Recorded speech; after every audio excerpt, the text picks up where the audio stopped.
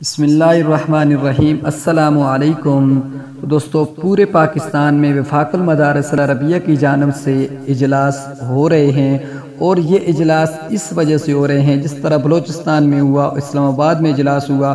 پورے پاکستان کے تمام علماء کرام جامعہ اشرفیہ لاہور میں جمع ہوں گے، اور وہاں پر وفاق المدارس العربیہ کی طرف سے 17 جنوری کو ایک عام اجلاس مرکزی شورا و عمومی کا ہوگا، جس کے لیے تیاریاں ابھی سے ملک بھر میں جاری ہیں، اور اس میں یہ فیصلہ کیا جائے گا کہ وفاق المدارس العربیہ پاکستان کے نئے صدر کون ہوں گے۔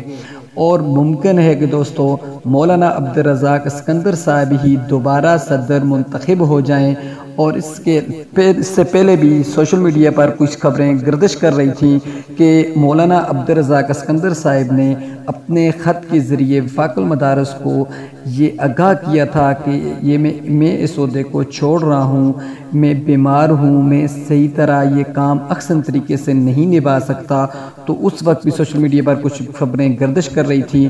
تو دوستو، اب جو یہ مجلس عمومی اور مجلس شورا کا جو ایک عام اجلاس ہوگا جامعہ اشرفیہ لاہور میں 17 جنوری کو، اس میں جو بھی فیصلہ کیا گیا ہے، جو بھی فیصلے ہوئے، اس کی رپورٹ ہم آپ تک پہنچائیں گے۔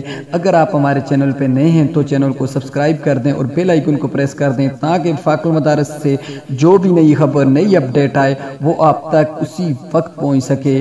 امید کرتا ہوں ویڈیو اچھی لگی ہوگی۔ ویڈیو اچھی لگی ہے تو چینل کو سبسکرائب کر دیں۔ ویڈیو دیکھنے کے لیے شکریہ۔ اللہ حافظ۔